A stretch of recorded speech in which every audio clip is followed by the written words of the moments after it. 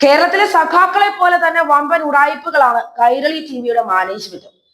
Kairali channel ഓഹരി ഇടപാടുകളിൽ ഗുരുതരമായ ക്രമക്കേടുകൾ നടത്തിയെന്ന ആരോപണം പുറത്തു വരുമ്പോൾ ഒരു തെറ്റും ചെയ്യാത്ത മമ്മൂട്ടി ഉൾപ്പെടെ ചിലപ്പോൾ അടി എണ്ണേണ്ടതായി വന്നേക്കും.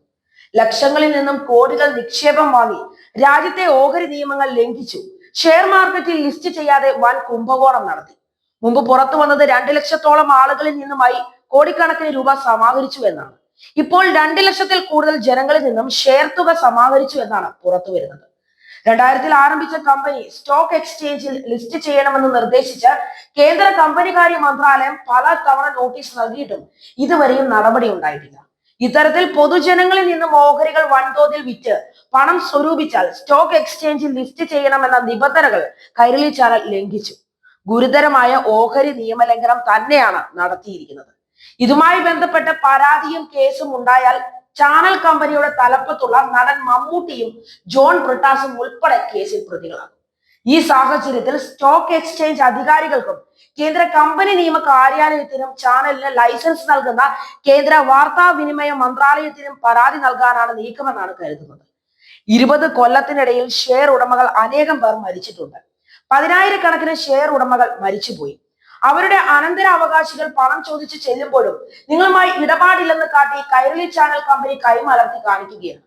ഇതിനിടെ ഷെയറുകൾ മടക്കി നൽകാൻ വരുന്നവർക്കായി ഒരു വിചിത്രമായ സംവിധാനം പാർട്ടി തലത്തിൽ ഒരുക്കി.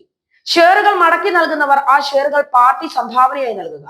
പാർട്ടി ആ ഷെയറുകൾ ഫ്രീ ആയി ഏറ്റെടുക്കും. 2000 ആരംഭിച്ച കമ്പനി സ്റ്റോക്ക് എക്സ്ചേഞ്ചിൽ ലിസ്റ്റ് ചെയ്യണമെന്ന് നിർദ്ദേശിച്ച് കേന്ദ്ര കമ്പനി കാര്യ മന്ത്രാലയം പലതവണ നോട്ടീസ് നൽകിയിട്ടും ഇതേവരെ നടപടി ഉണ്ടായിട്ടില്ല. അതുകൊണ്ട് തന്നെ ഓഹരി ഉടമകൾ ശരിക്കും ചതിക്കപ്പെട്ടു. ഓഹരി ഉടമകൾ സ്വയം ഓഹരി വാങ്ങാൻ താല്പര്യമുള്ളവരെ കണ്ടെത്തി വിൽക്കണമെന്ന അസാധ്യമായ ഒരു നിബന്ധനയാണ് നിലവിലുള്ളത്. കമ്പനി ആരംഭിച്ച് 24 വർഷത്തിനിടെ ആകെ ലാഭവിഹിതം നൽകിയിട്ടുള്ളത് ഒരിക്കൽ 2012 മാത്രമാണ്. അതും ഓഹരി ഒന്നിന് തുച്ഛമായ 1 രൂപ നിരക്കിൽ. കമ്പനി നിയമപ്രകാരം ജനറൽ ബോഡി യോഗം നിക്ഷേപകരെ അറിയിക്കണമെന്നുണ്ടെങ്കിലും അങ്ങനെയൊന്നും ചെയ്യാറ് പോലുമില്ല. മാനേജ്മെന്റുമായി അടുപ്പമുള്ള കുറച്ചു പേർ മാത്രം യോഗം ചേർന്ന് നഷ്ടക്കണക്കുകൾ അവതരിപ്പിക്കുകയാണ് ഒരു പതിവ് രീതി. അതിനിടെ 10,000 രൂപയിൽ താഴെയുള്ള ഓഹരികൾ അസാധുവാക്കിയ നിയമവിരുദ്ധ പ്രമേയം 2017 പാസാക്കുകയും ചെയ്തു. കൈരളി ഓഹരികൾ വാങ്ങിയ സാധാരണക്കാരായ സഖാക്കളെ മുഴുവൻ വഞ്ചിച്ചുകൊണ്ടായിരുന്നു ആ തീരുമാനം.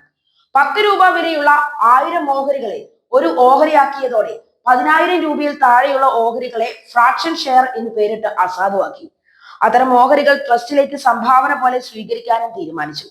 പാർട്ടി കൂറിൽ 1000-2000 രൂപയൊക്കെ ഓഹരി വാങ്ങിയ ചുമട്ടു തൊഴിലാളിയും ചെത്തു തൊഴിലാളിയും ഒക്കെ ഇപ്പൊ ആരായി?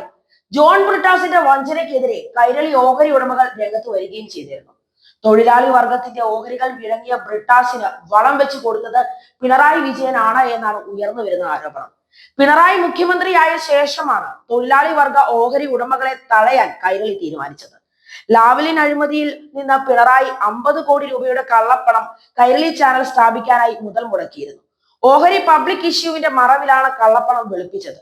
പാർട്ടി ചാനൽ സ്ഥാപിക്കാൻ ലാവ്ലിൻ കോഴപ്പണം ഉപയോഗിച്ചതിനാൽ ലാവ്ലിൻ കേസിൽ പിണറായിയെ പിന്തുണയ്ക്കാൻ CPM-ഉം കേന്ദ്ര നേതൃത്വവും നിർബന്ധിതമാവുകയും ചെയ്തു.